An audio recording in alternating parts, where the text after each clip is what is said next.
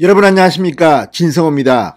3월 9일 대통령 선거와 함께 전국 5군데 지역구에서 국회의원 재보궐선거가 함께 치러집니다. 자, 그런데 여기에는 정치 1번지 서울 종로구가 끼어 있고, 이 국민의힘의 텃밭인 서울 서초갑, 이 대구 중남구가 있습니다. 그리고 경기도 안성, 청주 상당구. 이 안성과 이 청주는 민주당의 국회의원, 현역 의원이 선거법 위반으로 날아갔기 때문에 이 재보궐선거의 책임이 민주당에 있어서 공천을 하지 않습니다. 따라서 국민의힘은 여기서는 넉넉하게 이길 것으로 보입니다. 지금 안성에서는 이 김학용 전 의원, 그리고 이 청주 상당구에는 정우택 전 의원, 윤갑근 전 고검장 등이 거론되고 있습니다. 그런데 문제는 대구 중남구입니다. 대구 중남구는 가장 많은 정치 지망생들이 예비후보로 등록하고 지금 10명 이상이 현지에서 뛰고 있다고 합니다. 그런데 오늘 권영세 사무총장이 긴급 발표를 했습니다. 5군데 지역구 중에서 대구 중남구에는 공천을 하지 않기로 했다는 겁니다. 이 지역구가 곽상도 의원 때문에 이 보궐선거를 치르기 때문에 도덕적으로 우리는 후보 안 낸다. 반면 서울 서초갑은 윤희숙 의원이 이번에 이 법적으로도 클리어됐습니다. 그냥 본인이 이런 이유 때문에 나는 국회의원을 할 수 없다고 그냥 나갔습니다. 그래서 윤희숙 의원의 서초갑은 공천을 합니다. 자, 그렇게 되자 대구 중남구에서 뛰던 사람들은 지금 멘붕 상태에 빠진 것 같습니다. 사실 저는 이미 사적으로 그런 이야기를 좀 해줬습니다.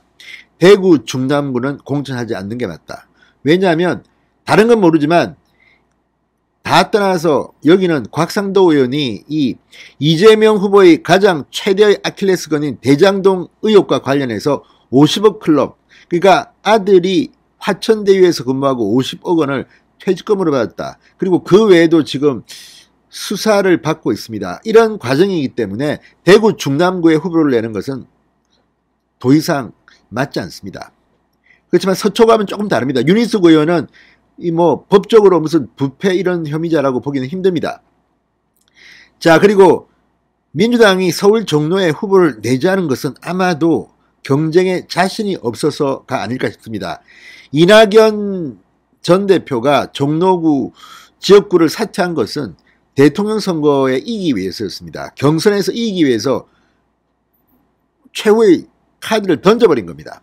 따라서 종로구는 민주당이 후보를 내도 국민들이 그렇게 크게 비판하지는 않을 겁니다만, 안 내는 이유는 아마도 많은 사람들은 여기에 지금 그런 데는 임종석, 추미애, 박영선 등등을 넣어봤는데 경쟁이 힘들다. 특히 요즘 서울의 민주당 지지율은 상당히 심각하다고 합니다. 이건 어디까지나 예상입니다. 실제로 아마 해봤을 가능성이 높습니다. 그래서 무공천하는 게 아닌가 싶습니다. 자, 이렇게 민주당이 3군데 공천을 하지 않기로 함에 따라서 국민의힘도 당초 종로를 전략공천하기로 한 것을 지금 다시 원점에서 검토하고 있는 것으로 보입니다.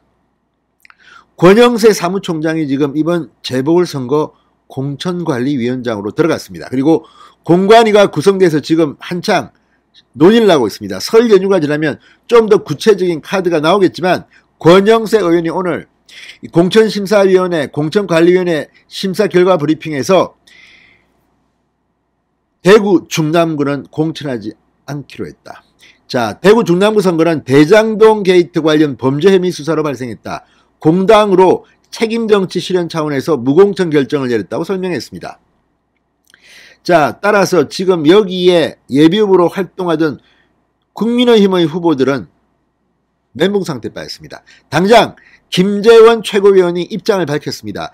탈당해서 무소속으로 출마해서 다시 돌아오겠다고 했습니다. 그렇게 되면 자연스럽게 최고위원직 한 자리는 비게 됩니다.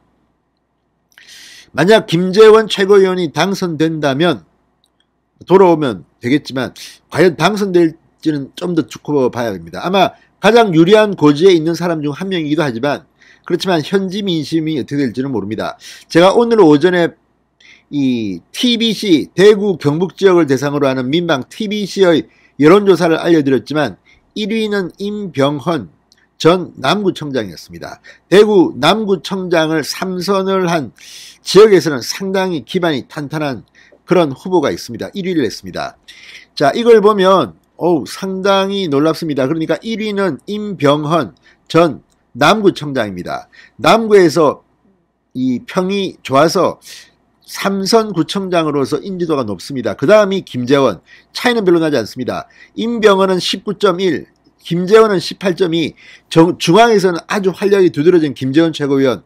그렇지만 1위는 임병헌이 있습니다. 그러니까 이거는 게임은 해봐야 합니다. 이인선 전 경북도지사가 14.1%로 3위, 도태우 변호사가 9.0%로 4위를 했습니다. 자, 이걸 보면 지금 이제 국민의힘이 공천을 하지 않기 때문에 이들은 아마도 탈당을 하고 무소속으로 출마해서 서로 정말 진검승부를 펼칠 겁니다. 여기에 홍준표 의원이 전략공천을 요구했다는 이진훈 전 수성구청장 지금 예비후보로 등록했다고 합니다. 그런데 지지율이 4.4%, 차이가 한참 납니다. 수성구청장을 했기 때문에 쉽지는 않을 겁니다. 그것도 뭐 해봐야 알겠지만 아무튼 이 이진훈 전 구청장이 나오면 홍준표 의원이 또 내려가서 또 선거운동 할까요? 두고 봐야겠습니다. 자, 어쨌든 이걸 보면 이외에도 뭐 배영식 전 의원, 뭐 손영준, 이명길 이름이 쫙 나오는데, 자, 아무튼 대구 중남구는 이제 깜깜입니다. 지금 경쟁력은 임병헌, 김재원, 이인선, 오차범위 내에서 경쟁하고 있습니다. 이들 모두가 아마 무소속으로 출마할 가능성이 대단히 높습니다. 자, 이 책임 정치를 언급하면서 민주당이 3개의 지역구를 공천하지 않는데 국민의힘이 5개 모두 한다. 물론 사정은 좀 다릅니다. 민주당은 의석이 넉넉하기 때문에 뭐 몇 개 뺏겨도 관계없지만 국민의힘은 한 석이라도 더 찾아야 됩니다. 왜? 개헌 저지를 해야 되기 때문입니다. 자, 어쨌든 김재원 최고위원 중남구 출마를 선언했습니다. 예비후보 등록을 했습니다.